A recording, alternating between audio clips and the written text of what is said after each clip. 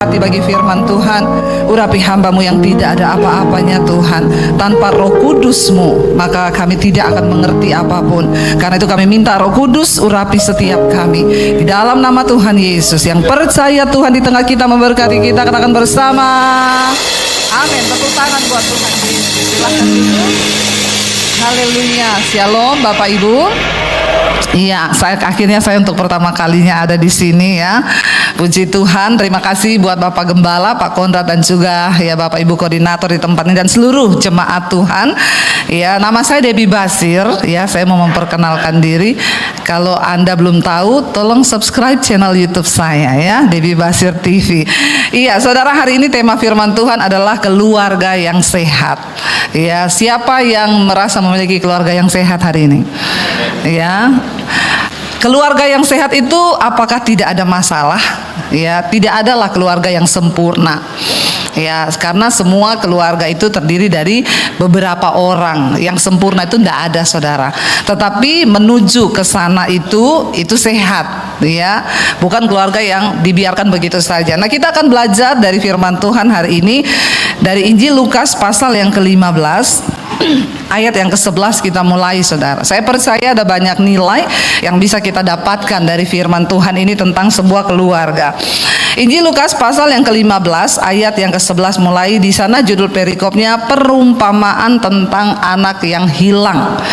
Ayat yang ke-11 baca bersama 1, 2, 3. Yesus berkata lagi, ada seorang mempunyai 2 anak laki-laki. 12. Kata yang bungsu kepada ayahnya, Bapa, berikanlah kepadaku bagian harta milik kita yang menjadi hakku. Lalu ayahnya membagi-bagikan harta kekayaan itu di antara mereka. Saudara, saya mau tanya ya, ini bapaknya masih hidup, kita ini masih hidup, orang tua. Tiba-tiba anak kita ngomong, ya, "Ma, Pak, aku nih minta harta warisan dong, ya, yang menjadi bagianku, tak minta sekarang." Namanya warisan itu kan baru berlaku setelah orang tua sudah mati. Nah, kalau masih hidup diminta, kira-kira orang tuanya sedih nggak? Ya, tapi tidak dipungkiri kita ini orang Kristen seringkali begitu ya sama Tuhan ya. Udah dikasih kecukupan minta terus, karena bagi Tuhan kita udah cukup, kita merasa tidak cukup terus. Nah, saudara, tiba-tiba dia punya 2 orang anak laki-laki. Yang bungsu ini datang, "Pak, ya, aku minta dong harta warisanku. Ya, toh juga satu saat kan Papa mau mati nih. Papa kan punya harta toh. Daripada tunggu-tunggu nanti Papa mati lagi, belum sempat bikin surat. Ya, mending sekarang lah ya, Papa bagi dulu." Tapi memang saudara, yang namanya warisan itu kadang-kadang memang bikin pecah keluarga. Iya Pak ya. Harta itu bisa merusak hubungan, ya. Uang itu bisa merusak hubungan. Ya, makanya saudara yang punya banyak harta, ya memang sebaiknya sebelum mati urus memang itu harta. Jangan sampai bikin masalah. Kalau kita mati loh, anak-anak bisa berantem loh gara-gara harta loh ya. Harta warisan saya tuh ketemu satu orang ibu kaya, "Bu Debbie, saya tuh pusing, bingung Bu, tolong doakan Bu, ya apa yang harus saya lakukan ya. Saya ini kan sudah semakin tua, saya ini punya banyak aset, punya banyak harta. Saya mau coba bagi nih sebelum saya mati." Belum apa-apa, baru rapat pertama dengan anak-anak sudah ribut, sudah berantem Bu. Anak saya tuh enggak mau, saya enggak mau yang ini loh, saya tuh maunya yang ini. Kalau saya jadi ibu, saya bilang, "Dasar anak tidak tahu diri kalian semua. Ya cuma mau dikasih bantah lagi. Ya udah bubar semua, tak kasih ke panti asuhan. Biar kapok sekalian tuh anak-anak ya." Memang saudara, bayangkan loh, jadi orang tua kaya aja mau mati aja bingung mikirin harta ini nanti saya masih hidup nih Bu, masih di depan mereka ini sudah beribut Bu, tak kasih kamu dapat ini, kamu dapat ini, kamu dapat ini, itu sudah ribut, saya enggak mau. Ya memang saudara ya, ya orang itu miskin susah, kaya juga. Jadi saudara mau yang mana? Mau yang tidak susah ya, itulah manusia. Saya ketemu orang saudara, ya pusing suami istri. Kenapa? Pusing Bu, punya mesin gak ada orderan. Ya udah, kamu berdoa, bertobat, cari Tuhan, sungguh-sungguh, jangan banyak berantem. Karena keluarga itu kalau banyak berantem tidak ada berkat. Amin. Suami istri jangan sering-sering berantem. Tokomu sepi nanti, usahamu sepi, duit tidak mau datang sama orang yang suka Ya. Ya, suami istri bilang dong kanan kirinya, jangan berantem kita berdua ya, biar berkat Tuhan datang. Amin. Ya benar loh ya. Yang kedua, kalau mau rumah tangga diberkati, bapak-bapak jangan pelit sama istrimu. Ibu-ibu yang amin, bapak-bapak dong yang amin. Ibu-ibu langsung kenceng amin. Ya padahal ini untuk bapak-bapak ya. Benar ya, suami yang mengasihi istri itu berkatnya banyak. Enggak ada amin? Ya, karena kalau istrimu bahagia tuh pasti rumah tanggamu juga bahagia sejahtera. Ya, lalu saudara saya bilang ya sudah, kamu berdoa bertobat, jangan banyak berantem. Dulu berantem terus saudara. Ya, sekarang jangan banyak berantem, cari Tuhan, kita berdoa yuk supaya mesinmu tuh jalan, dapat orderan. Ya udah, saya doakan. Sudah saya pulang, Bu, puji Tuhan Bu, rame Bu, sampai enggak cukup sekarang. Jadi mau tambah mesin.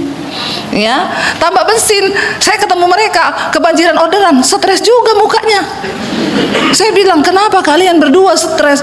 Kebanyakan orderan Bu, pusing, dikejar-kejar Bu. Loh lah, dulu saya ketemu kamu tuh pusing begini loh, stres, nggak ada orderan. Sekarang saya ketemu kamu, orderan banyak, sudah dikejar-kejar, tapi mukamu tetap stres.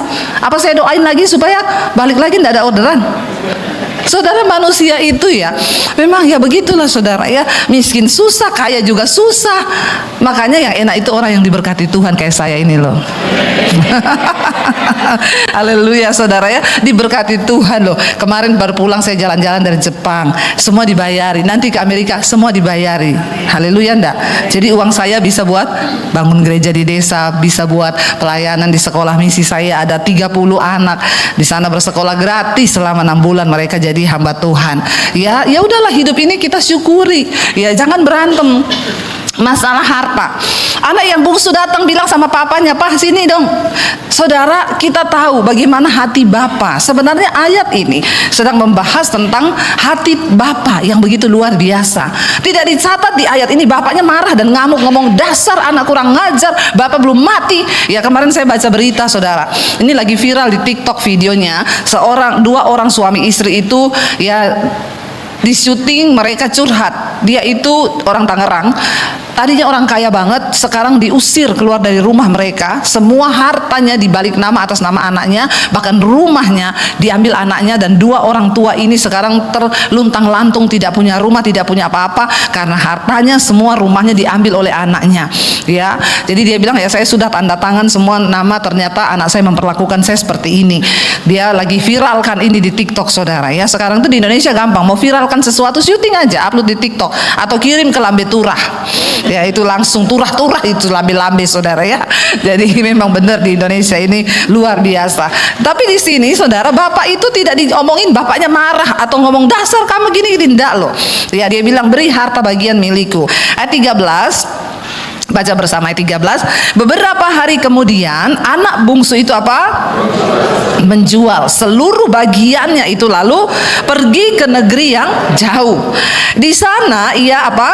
Memboroskan harta miliknya itu dengan hidup berfoya-foya. Orang itu kalau nggak biasa kerja lalu dapat harta, ya begini kelakuannya. Makanya orang tua jangan ajari anakmu itu terlalu gampang hidupnya, bikin dia agak menderita, amin. Loh, malah ketawa, apa saya yang salah? Ya, begini, kalau nggak pernah kerja, lalu akhirnya dikasih hidup yang enak, ya karena nggak pernah diproses, ya dia nggak pernah tahu caranya cari uang seperti apa, susahnya hidup itu seperti apa. Akhirnya begitu dapat harta, pergi berfoya-foya, memboroskan, karena dia nggak pernah tahu susahnya cari uang. Kita bisa melatih anak-anak kita itu menderita, saudara. Ya, anak saya tuh dari SD, SMP, SMA mereka harus naik transportasi umum, entah itu Gojek atau angkot ke sekolah. Nah sekarang ini ada anak saya SMA kelas 3 ya, marah-marah, "Mam, aku tuh loh sekolah naik Gojek, hujan, ini kan tiap pagi hujan." Saya bilang, "Enggak apa-apa, ya Bu, aku diantar naik mobil. Ya dulu kakakmu tuh semua menderita begitu, jadi kamu enggak apa-apa kalau hujan pakai mantol, ya hujan, tapi kadang kalau hujan begini itu Gojek mantolnya bau, Mam." Ya memang enggak kering toh, nggak apa-apa, kamu jalani aja hidupmu. Kadang basah sampai di sekolah, nggak apa-apa ya. Itu namanya proses. Nanti kalau sudah lulus baru boleh naik mobil. Sekarang jalani dulu prosesnya. Pulang sekolah saudara, karena mau ujian kadang malam dia harus bimbel lagi. Saya dengar di atas mesin cuci hidup, dia lagi nyuci baju. jam 9 malam. Saya biarin. Seringkali kita harus tega, saudara. Ya, supaya mereka dari hal-hal perkara kecil nih. Ajari anak-anak kita. Nanti karena malam dia sudah nyuci, bangun pagi nyetrika bajunya sendiri. Biarin, ya. Jangan apa-apa kita tolong. Jadinya seperti ini nih. Dapat duit, ya, bukannya investasi atau usaha lagi, dijual untuk apa? Berfoya-foya. Ayat 14, setelah dihabiskannya semuanya, habis nih duitnya. Sudah habis duitnya, timbul apa? Bencana kelaparan di dalam negeri itu, dan ia pun mulai melarat. Melarat ini di bawahnya miskin. Ya, miskin itu masih di atas. Kalau sudah melarat, ini sudah di bawahnya miskin. Berarti memang sudah tidak ada apa-apa, ya, sudah berfoya-foya, dihabiskan, tiba-tiba datang bencana kelaparan. Ingat saudara, dalam hidup ini kita harus berhikmat, sebab kita nggak pernah tahu apa yang akan terjadi kan. Mungkin kalau nggak ada bencana kelaparan, ya dia masih bisa kali ngosek-ngosek kanan kiri, meminta-minta atau apa. Tapi kalau sudah yang namanya bencana kelaparan, kita bersyukur Indonesia dipelihara dan dijaga Tuhan. Katakan, nggak usah mengeluh beras naik, memang ini mau lebaran. Yang kedua, banjir di mana-mana, jadi gagal panen. Kasihan petaninya. Ya, ada teman saya bikin status, harga beras tahun ini itu yang terburuk daripada tahun 95. Lah iyalah, udah berapa tahun? 26 tahun. Lalu bayangkan, saya bilang jangankan beras ya. Ya, ini apalagi mau lebaran. Jadi memang semua naik, tapi masih ada beras yang bisa dimakan, bersyukur. Amin. Nggak usah bikin status. Saya lihat hari-hari ini sosial media, beras naik. Ya, ternyata nunggu mana makan gratis, pret. Saudara ya, nggak usah nunggu makan gratis. Ya, makan sendiri kalau masih bisa makan, amin. Sukanya kok gratisan. Ya, jangan punya iman yang gratisan. Makan sendiri selama masih ada. Saya justru di masa-masa begini, saya bagi sembako. Bilang amin dong. Ya, kita orang Kristen, ayo menjadi orang yang berbeda. Nggak usah banyak mengeluh, tetap menjadi berkat. Amin. Ya, karena kita percaya kita hidup karena berkat Tuhan. Ya, keadaan di sekeliling bisa berubah, tapi kalau Tuhan yang menjaga, Ishak itu loh, dia menabur di masa kering, di masa kelaparan. Tuhan bilang, di tengah masa kekeringan, Ishak bertambah kaya, semakin kaya, dan semakin bertambah kaya, karena dia mau menabur. Saudara, dikatakan di sini, akhirnya datang kelaparan. Kita bersyukurlah Indonesia tidak ada kelaparan. Ayat 15 dikatakan di sana, lalu ia apa? Pergi bekerja pada seorang majikan di negeri itu. Orang itu menyuruhnya ke ladang untuk menjaga babi. Nanti sudah habis uang, baru cari kerja. Sebenarnya kalau uang masih di tangan, mikir mau kerja apa. Ini anak-anak muda ya, hari-hari ini ya, jangan terlena ya. Anak-anak muda sekarang itu baru lulus saja sudah berasa udah party-party ya. Ada yang baru lulus SMA sudah mabok. Kasihan deh lu, hidup masih panjang ya. Saya tuh kemarin baru pulang dari Jepang, saudara. Saya melihat Jepang itu negara yang maju sekali ya, dan mereka makmur saudara. Saya bisa bilang makmur kenapa? Itu saudara, di toilet umum semua, di toilet rest area, di toilet umum, toilet itu semua pakai yang toilet modern, yang di Indonesia kelasnya di hotel-hotel bintang 5, yang ada pencetannya cebok, air panas, air dingin. Itu kan di Indonesia dipakainya di hotel mulia, di hotel mana buat kelas-kelas. Di sana ndak, itu buat di parkiran, di toilet umum semua begitu. Berarti canggih toh? Ya, lebih maju lah dari Indonesia ya. Indonesia kadang dipencet air ndak keluar toh. Di sana bisa pilih air panas, air dingin loh saudara ya. Lalu saudara, luar biasa loh, Jepang itu sangat maju, negaranya sangat luar biasa, bersih, ndak ada sampah saudara. Tapi ya, tingkat bunuh dirinya nomor 1 di dunia. Ya, kenapa saudara? Pemerintah Jepang sekarang sedang berpikir bagaimana membuat rakyatnya itu bisa berbahagia. Ya, kemajuan teknologi itu ternyata tidak menjamin kemakmuran sebuah negara, tidak menjamin kebahagiaan. Kita tahu bersama Jepang itu ya, mereka percaya kepada dewa matahari, mereka tidak percaya Tuhan. Ternyata saya selalu berkata, yang bisa mengisi kebahagiaan di jiwa manusia itu bukan uang, bukan kekayaan, tetapi itu Tuhan, hanya Tuhan. Tanpa Tuhan, ya. Kami lewat di salah satu hutan di sana, ya. Itu dikatakan sama guide-nya, Bu, ini hutan bunuh diri. Itu di bawah Gunung Fuji, itu disebut juga lautan pohon, ya. Itu pohon semua, saudara. Jadi orang-orang kalau mau bunuh diri, mereka masuk ke hutan itu, ya. Dan pemandangan kalau masuk ke hutan itu, saudara nanti bisa lihat ada tengkorak masih tergantung di situ bunuh diri, ada yang duduk di bawah pohon, ada yang ya pokoknya tengkorak semua. Orang-orang datang ke sana bunuh diri membawa barang-barang kesayangan mereka, bawa laptop, bawa apa. Tapi waktu mau masuk hutan itu ada tulisan, ingat engkau punya keluarga yang mengasihimu. Tapi dia tidak mendapat keluarga yang mengasihi, makanya dia bunuh diri, ya. Dan ya mereka itu di sana, saudara, kita jarang lihat anak kecil. Bahkan pemerintah Jepang itu menyuruh warganya untuk punya anak. Nanti kami biayai anak itu, tapi tidak ada yang mau punya anak. Mereka di sana nggak mau punya anak. Makanya Jepang ini terancam populasi penduduknya, karena di satu kampung itu, saudara, kampung itu sudah tidak ada orang, rumah-rumahnya ditinggali kosong, orangnya mati tidak punya anak, dia nggak bisa wariskan kepada siapa-siapa. Ya, beda di Indonesia, rumah satu berebut anak 13. Di Jepang orang mati nggak ada anak, jadi rumah itu kosong. Ada satu kampung yang memang benar-benar kosong, nggak ada penghuni. Ya, saudara nanti bisa lihat di YouTube, ya, kampung kosong di Jepang, rumah ditinggali begitu saja, nggak ada orang. Ya, saya sampai mikir, ya, aduh, bagaimana ya di Jepang itu? Mereka tuh luar biasa, saudara. Penghasilannya juga ya cukup tinggi di sana, UMR-nya. Ya, pemerintah sudah berusaha suruh, ayo punya anak. Nggak mau punya anak. Di Indonesia pemerintah udah bilang, ayo 2 anak cukup. Ya, tetap jadi 12.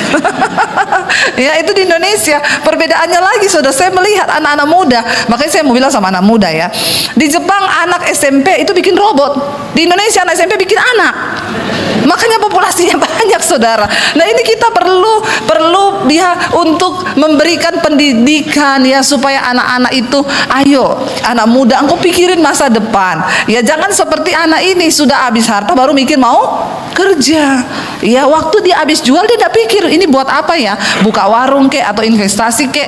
Tapi sudah habis semuanya baru dia memikirkan untuk mencari pekerjaan. Akhirnya dapat pekerjaan, ya, yang paling ya bagus pekerjaan yang diberikan adalah apa? Menjaga babi. Dari anak orang kaya tiba-tiba turun derajat jadi penjaga babi. Setengah mati nggak, saudara? Setengah mati, dia belum pernah diproses. Ayat yang ke-16 dikatakan di sana, lalu ia ingin mengisi perutnya dengan ampas yang menjadi makanan babi itu, tetapi tidak seorang pun yang memberikannya kepadanya. Bayangkan loh, pengen makan ampas babi tok, cuma pengen makan makanan babi, tapi dikatakan di sana apa? Tidak seorang pun yang memberikan kepadanya. Jadi dia belum makan, pengen makan. Yang tadinya hura-hura, foya-foya, dugem, ya, jeduk. Sekarang turun di kandang babi. Pengen makan makanan babi, tapi tidak ada yang beri. Tragis nggak, saudara? Kasihan, bener, melarat, rat, di bawahnya miskin. Apakah karena siapa ini yang salah? Ini siapa? Ini takdir atau nasib? Takdir itu ditentukan Tuhan, nasib itu manusia yang buat. Kalau ini siapa yang buat? Dia sendiri kan. Nah, ini nasib, saudara. Nasib bisa dirubah. Nggak ada kata nasib sudah menjadi bubur. Ya, nasi sudah menjadi bubur. Bubur dikasih kasih bawang goreng, ya, minyak wijen sedikit jadi bubur ayam. Masih bisa enak. Jadi nasib itu kita yang buat. Sampai pengen makan makanan babi tapi tidak ada yang kasih loh. Bayangkan, kasihan banget nih, saudara. Lalu ia menyadari, ya, ayat 17. Lalu ia menyadari keadaannya, ya, 17 dikatakan, katanya, ya, betapa banyaknya orang upahan bapakku yang apa? Berlimpah-limpah makanannya, tetapi aku di sini mati kelaparan. Ya, kalau kita jadi bapaknya, kita bilang apa, saudara? Pret. Ya, saudara lihat, dia baru ingat, ya ampun, di rumah bapakku tuh banyak pegawai. Dia karena melihat dari kecil bahwa pegawainya bapaknya itu makan dengan makanan berlimpah-limpah. Dia ingat, bayangkan loh, orang upahan bapakku aja makan makanannya berlimpah. Aku di sini mati kelaparan. Ayat 18. Dikatakan di sana, aku akan bangkit dan pergi kepada bapakku dan berkata kepadanya, Bapa, aku telah berdosa terhadap surga dan terhadap Bapa. Nasib bisa dirubah ketika ada pertobatan di dalam hidup kita. Katakan amin, saudara. Seburuk apapun yang sudah engkau alami, sebesar apapun dosa yang sudah engkau buat, kalau ada pertobatan di dalam hati kita, cuma itu kuncinya kok. Tuhan itu menunggu orang berbalik, dan berbalik itu bermula itu dari dalam hati. Makanya kita nggak bisa suruh-suruh anak-anak kita, ayo bertobat, bertobat, suruh orang bertobat. Kalau bukan dari dalam hatinya, semuanya palsu. Ya, dari dalam hati dia akhirnya berpikir, aku akan bangkit. Ayo bangkit, jangan terpuruk dalam keadaanmu. Kalau dia tinggal di situ, dia pasti akan mati. Mau makan makanan babi aja nggak ada yang kasih. Dia bilang, aku pasti mati di sini. Aku akan bangkit dan pergi kepada Bapakku dan berkata kepadanya, Bapa, aku telah berdosa terhadap sorga dan terhadap Bapa. Kesadaran akan kita sudah melakukan kesalahan dan dosa itu penting di mata Tuhan, sebab Tuhan menilai sikap hati kita. Semua bermula dari hati. Makanya jagalah hatimu. Ya, tidak ada dosa yang terlalu berat yang tidak bisa diampuni Tuhan, saudara. Enggak ada kesalahan yang terlalu besar yang Tuhan tidak mampu untuk mengampuninya, asalkan kita benar-benar sadar dan bertobat. Datang kepada Bapa, kembali, bangkit, jangan terpuruk. Ya, jangan bilang ya sudah nasibku lah, ya sudahlah biarinlah. Ayo lakukan sesuatu. Ketika engkau sadar engkau sudah jatuh, engkau berdosa, engkau melakukan kesalahan, bangkit. Di Jepang itu, saudara, ya banyak orang bunuh diri karena ternyata mereka itu nggak punya hati atau jiwa yang memang benar hanya datang dari Tuhan saja itu. Ya, merasa bahwa aku butuh sorga. Orang ini bilang kalau di Jepang mungkin dia sudah pergi ke hutan itu bunuh diri dia, udah gantung diri. Ya, tetapi dia bilang, ya aku akan bangkit, aku akan pergi kembali kepada Bapakku, ya, dan aku akan berkata, aku sudah berdosa terhadap sorga dan juga terhadap Bapa. Sikap hati kita, saudara, niat kita untuk kembali ke jalan yang benar, itu yang Tuhan perhitungkan. Sebab pemulihan bisa terjadi. Engkau kembali bisa mengalami berkat sukacita, damai sejahtera, bahkan berkat-berkat materi. Orang diberkati Tuhan itu salah enggak? Enggak. Menjadi kaya itu dosa enggak? Enggak, asal hati kita siap. Ya, asal hati kita siap. Ya, kalau kita menjadi kaya lalu memang untuk kita ini iya, minta air saudara ya. Kalau ada jeruk hangat sih lebih bagus ya. Saya terlalu bersemangat. Saudara, untuk kita ini bisa menjadi berkat, ya kita ini memang harus punya berkat kan. Apakah salah pendeta diberkati, saudara orang Kristen diberkati jadi kaya? Enggak. Tetapi ketika engkau kaya, engkau harus menjadi berkat. Saya kalau nggak diberkati Tuhan lewat YouTube, saya nggak bisa dong bangun sekolah Alkitab. Ya, saya nggak bisa menyekolahkan anak-anak dari desa-desa itu sekolah gratis untuk menjadi hamba Tuhan. Nggak bisa. Makanya Tuhan itu rindu loh memberkati kita. Kalau kita belajar di Alkitab dari kisah Abraham, Ishak, Yakub, mereka disertai Tuhan dan mereka juga diberkati dengan harta dan kelimpahan. Ya, bukan nasib kita, saudara, menjadi miskin. Tuhan menciptakan dunia ini dengan segala isinya dan Dia berkata, aku memberikan kepadamu. Ayo kelola, ya, dapatkan berkat supaya hidup kita juga menjadi berkat. Ya, tapi saudara, banyak orang berpikir ya sudahlah. Kita lihat, saudara, ketika kita punya sikap hati yang besar, punya sikap hati yang benar di hadapan Tuhan, kita mau bangkit dan tidak terpuruk pada keadaan itu, saudara. Maka dikatakan di sana ayat 19, dia berkata begini, aku tidak layak lagi disebutkan apa? Anak Bapa. Jadikanlah aku sebagai salah seorang upahan Bapa. Bertobat dia, sudah tahu diri berarti kan? Dia tuh mau pulang ke rumah, bukan mau jadi anak lagi loh. Ya, bukan mau jadi anak lagi. Berarti sikap hatinya sudah berubah. Dia pengen pulang cuma karena dia bilang, kalau di rumah bapakku pegawainya itu makannya banyak. Di sini saya sama-sama jadi upahan, makan makanan babi aja nggak dapat, nggak ada yang kasih. Lah mending aku jadi orang upahan di rumah papaku. Aku mau pulang. Jadi saudara, kalau kita membahas ayat ini, tidak sepenuhnya anak bungsu ini salah. Ya, memang dia sudah salah ketika meminta harta itu sebelum waktunya dan salah dalam memboroskan. Tetapi kemudian waktu dia menderita, dia bertobat. Dia bertobat. Kenapa bapaknya terima? Karena memang bapak melihat hati. Niat hatinya loh, dia bilang, aku akan pulang. Aku akan ngaku dosaku, bahwa aku sudah bersalah terhadap Tuhan dan juga papa. Tapi aku balik ke sini bukan lagi sebagai anak. Aku mau diterima sebagai orang upahan. Bapak, tolong terima aku sebagai orang upahan, sebagai pegawai saja. Karena untuk makan saja di tempatmu itu ada makanan. Wow, nggak saudara? Ini loh yang Tuhan lihat. Kita belajar dari anak bungsu ini.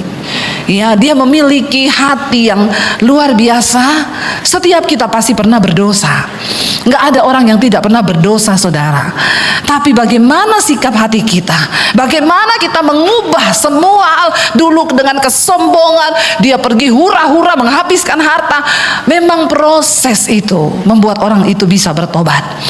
Makanya saya berdoa, ya Tuhan proses setiap anak-anak orang Kristen yang belum diproses, itu harus diproses. Jangan benci dengan teguran Tuhan. Jangan benci dengan ajaran Tuhan. Karena teguran Tuhan seringkali membawa pertobatan. Amin. Hajaran Tuhan membawa pertobatan. Bayangkan dia punya sikap hati yang berkata, aku ini sudah salah. Dan dia tahu, dia bilang, aku tidak layak. Aku sudah tidak layak disebut anak bapak. Aku ini datang ke sini, jadikan aku sebagai salah seorang upahan. Aku mau melamar jadi pegawaimu, tapi sekalian aku mau minta ampun dosa sebagai anak.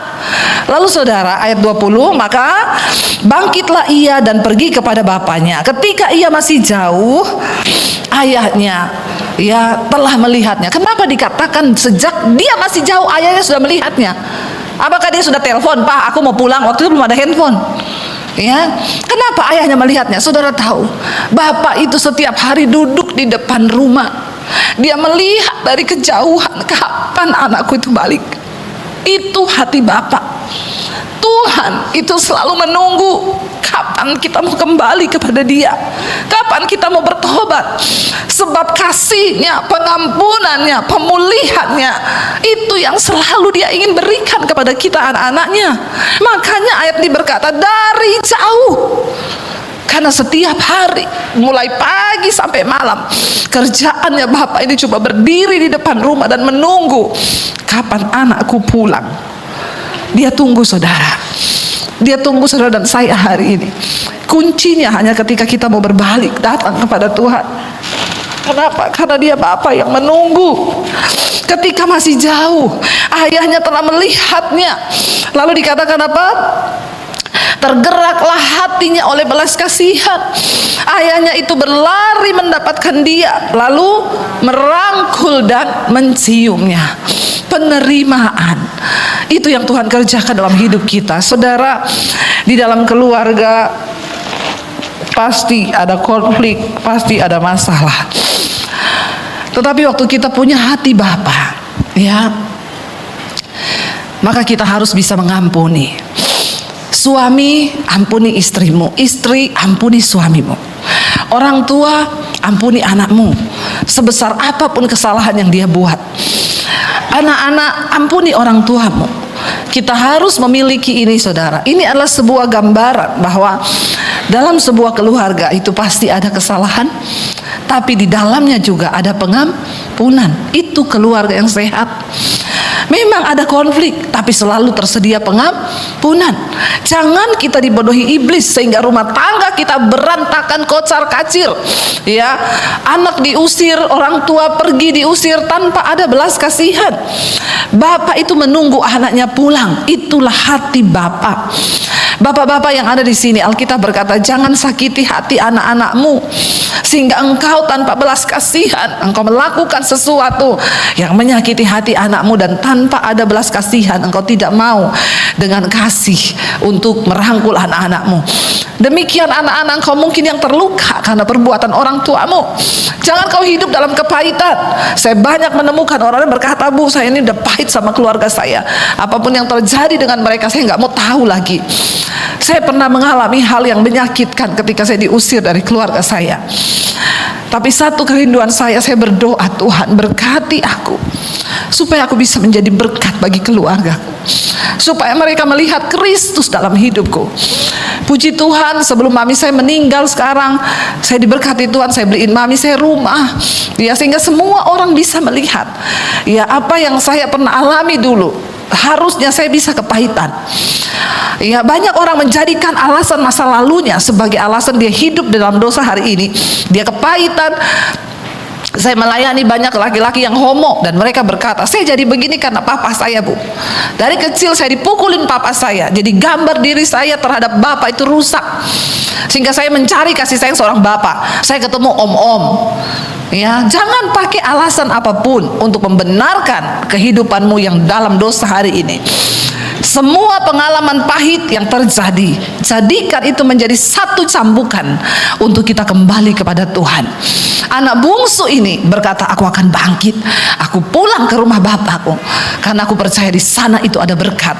Lalu bapaknya menyambut dia, saudara. Kenapa bapak harus menyambut? Karena bapak ini lama menunggu dia pulang. Memang hati bapak itu penuh belas kasihan. Ayahnya itu berlari mendapatkan dia, lalu merangkul dan mencium dia. Ayat 21, kata anak itu kepadanya, baca bersama, Bapa, aku telah berdosa terhadap sorga dan terhadap Bapa. Aku tidak layak lagi disebutkan anak Bapa. Dia katakan apa yang memang niat hatinya tadi kan dicatat. Memang dia sudah berniat, aku tidak layak jadi anak, aku cuma mau jadi pegawai toh untuk bisa dapat makan. Tetapi ayat 22, ayah itu berkata kepada hamba-hambanya, lekaslah, bawa kemari jubah yang terbaik, pakaikanlah itu kepadanya, dan kenakanlah cincin pada jarinya dan sepatu pada kakinya. Harta bukan segala-galanya bagi Tuhan, tapi hidupmu itu yang berarti di mata Tuhan. Kenapa dia pakaiin jubah yang terindah, dia beri cincin yang termahal? Karena memang, saudara, ya, Tuhan tunggu engkau. Berkat-berkat jasmani itu cuma bonus yang akan Tuhan berikan. Dia lebih tertarik akan hidupmu. Bagi Tuhan gak ada artinya, ya, cincin yang mahal, jubah yang, bahkan harta yang sudah dihabiskannya, karena Bapak ini tetap memiliki berkat. Tapi bagi dia hidupmu itu, saudara. Lalu dikenakan cincin pada jarinya, sepatu pada kakinya.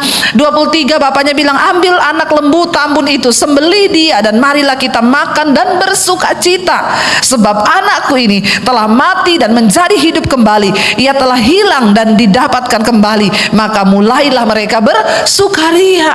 Ya, waktu anaknya sadar dan bertobat.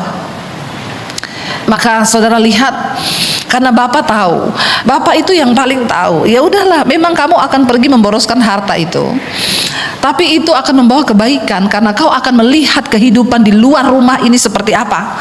Jangan coba-coba keluar dari hadirat Tuhan, karena kehidupan di luar hadirat Tuhan itu menakutkan, saudara. Tapi Tuhan bilang biar coba aja, ya. Ternyata itu membuat hatinya berbalik dan dia bertobat dan kembali. Makanya Bapak bersuka cita. Pertobatan itu yang membuat Bapak bersuka cita. Tetapi anaknya yang sulung berada di ladang, dan ketika ia pulang dan dekat ke rumah, ia mendengar bunyi seruling dan nyanyian tari-tarian. Lalu ia memanggil salah seorang hamba dan bertanya kepadanya, apa arti semua itu? Jawab hambanya itu, adikmu telah kembali dan ayahmu telah menyembelih anak lembu tambun, karena ia mendapatnya kembali dengan sehat. Maka marahlah anak sulung itu, dan ia tidak mau masuk. Lalu ayahnya keluar dan berbicara dengan dia. Lucu, adiknya pulang, dia malah mau keluar, nggak mau masuk rumah. Karena apa? Sakit hati, iri hati. Dia tidak bisa melihat dari kacamata Tuhan. Dia hanya menilai dengan sebatas kacamata manusia. Ini tidak adil, dia udah habisin hartamu, kenapa kau terima? Tapi dia tidak tahu pertobatan dan proses apa yang sudah dialami adiknya. Harusnya dia masuk, dengar dulu, kenapa lu pulang? Tumben lu pulang. Ingat rumah, baru dia bisa mendengar ceritanya, kesaksian dari adiknya. Dia belum dengar, dia sudah marah karena dia sakit hati. Enak aja sudah ambil harta bapak, tiba-tiba datang. Tetapi saudara, ia menjawab ya anak ayahnya, katanya, telah bertahun-tahun aku melayani Bapak dan belum pernah aku melanggar perintah Bapak. Tetapi kepadaku belum pernah Bapak memberikan seekor anak kambing untuk bersuka cita dengan sahabat-sahabatku. Tetapi baru saja datang anak Bapak yang telah memboroskan harta kekayaan Bapak bersama-sama dengan pelacur-pelacur. Maka Bapak menyembelih anak lembu tambun itu untuk dia. Kata ayahnya kepadanya, anakku, engkau selalu bersama-sama dengan aku dan segala kepunyaanku itu kepunyaanmu. Kita patut bersuka cita dan bergembira karena adikmu telah mati dan menjadi hidup kembali. Ia telah hilang dan didapat kembali. Artinya apa? Pertobatan. Saudara, mari kita bersikap memiliki hati Tuhan. Jangan seperti anak sulung ini yang hanya melihat dari kacamata dia sendiri, melihat enak aja begini. Saya mau tutup dengan satu kesaksian. Saudara, saya mendengar satu kesaksian dari seorang bapak. Dia juga pendengar mesbah doa. Dia ceritakan pertobatannya. Waktu itu dia divonis kena sakit yang umurnya tinggal beberapa saat saja. Lalu dia itu minta kepada Tuhan, Tuhan, aku mau bertobat dan aku tuh mau perpanjang umurku Tuhan. Dan dia berbilang kepada saya dengar suara Tuhan audible bu di telinga saya. Tuhan itu bilang, kamu mau umur panjang untuk bikin dosa? Buat apa kalau aku kasih ke umur panjang hanya untuk berdosa?